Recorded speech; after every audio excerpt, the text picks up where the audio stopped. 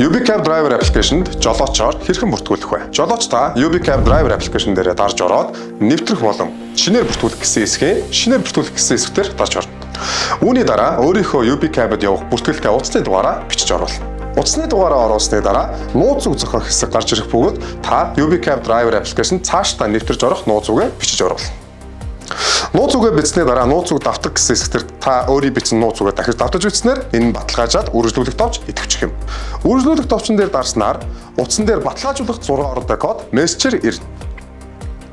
Баталгаажуулах код зөв бол цааш үргэлжлэх бөгөөд яг одоо хурд дан системээр холболт хийх үйлдэл нь гарч ирэх юм. Та баталгаажуулах гэсэн хэсгээр дараад дан систем рүү шилжээд өөрийнхөө e-Mongolia-гийн мэдээллийг бичиж оруулна. Жолооч та e-Mongolia-гийн өөрийнхөө мэдээллийг бичиж оруулснаар дэлгэцэн дээр тань зөвшөөрөх болон татгалзах гэсэн хэсэг гарч ирнэ. Та өөрийнхөө мэдээллийг зөвшөөрснөөр UbiCab аппликейшн дээр таны мэдээлэл баталгаажиж орох. Үүний дараа хувийн мэдээлэл болон жолоодох эрхийн мэдээлэл нь хажууд нь ногооноор зүгээр тэмдэглэгдэх бөгөөд та үүний дараа баталгаажуулах гэсэн товчон дээр дарж цааш үргэлжлэнэ. Гэрээ байгуулах хэсэг гарч ирэх бөгөөд жолооч та UbiCab-д явах өөрийнхөө сонирхсан үйлчилгээг сонгож оруулна. За энэ дээр би такси гэдгийг сонгоё.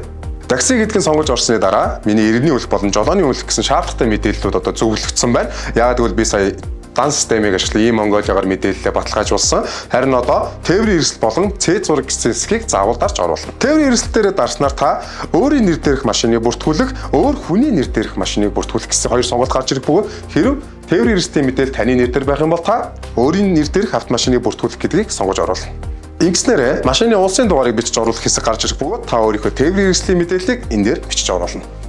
Мэдээлэлээ оруулсны дараа үргэлжлүүлэх товчон дээр дарж цааш амжилттай үргэлжлэнэ. Үүний дараа тээврийн эрсдлийн гэрчлэгээний зургийг дарж оруулах хэсэг гарч ирэх бөгөөд жолооч та тээврийн эрсдлийн гэрчлэгээний ард болон урд талыг зургийг дарж оруулах юм. Тэгэхээр жолооч та тээврийн эрсдлийнхаа гэрчлэгээний урд тал болон хойд талын зургийг дарж оруулах шаардлагатай. За эхлээд бөөнөр урд талынхын зургийг дарцгаая. Дээрээс нь дарж оруулна. Зураг дарсны дараа окей хэсэг дээр дарж зургийг баталгаажуулна.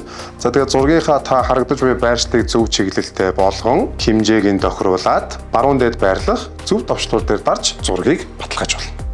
Урд талын зургийг амжилттай орлоо. Дараагийнх нь болохоор мэдээж ард талын зургийг дарж оруулна. Саяныхшаа яг л адилхан зургийг дарж оруулна. Тээврийн эрсдлийн гэрчлэгээний ард болон урд талын зургийг дарж оруулснаар та болсон гэсэн товчлуур дээр дарж одоо C зургийг дарж оруулна. Та зураг дарж оруулахдаа селфи хийж болно. Бас өөрийнхөө утсан дээр байгаа зургийг сонгож оруулах боломжтой.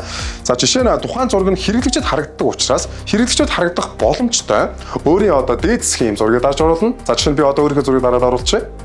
За би зураг дарж оруулаад одоо яг л сөрөөнийхтэй адилхан хэмжээг нь зөв сонгоод хэрэглэгчид харагдах үец цээж хэсгээрээ зургаа ингээд кроплоод таслаад оруулчихна. За үүний дараа би мэдээж баруун дээд засгийн зөв товчлуур дээр дарж зургаа баталгаажуулна. За экснээр та C зураг амжилттай баталгаажуулж оруулна. Үүний дараа босон дээрээ яг л адилхан дараад цааш илгээх гэсэн товчлуур дээр дарж үргэлжлүүлнэ.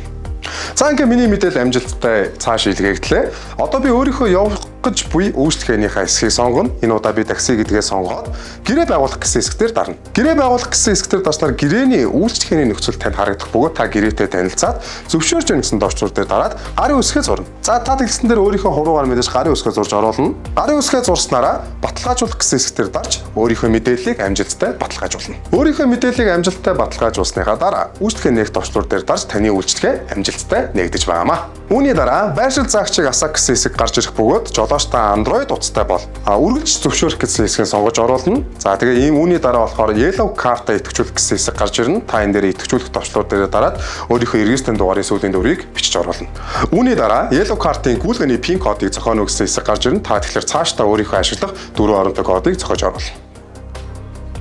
За ингээд Yellow Card амжилттай идэвхжлээ. Бас таны аппликейшн амжилттай идэвхжлээ. UbiCab аппликейшн дээр таны бүртгэл амжилттай үүснээ дараа та зурган дээрээ дарж ороод зурган дээрээ дахиж дарж орсноор таны өөрийн мэдээллийн хэсэг гарч ирнэ. За үүнд харагдаж буй та харилцах банк гэсэн хэсгээр дарж ороод UbiCab-ийн цаашид орлогоо хүлээж авах дансыг энд шинэ нас бүртгэгтэр бичиж оруулна. Та аппликейшныхаа зүүн дээд байрлал өөрийнхөө зурган дээр дарж орно.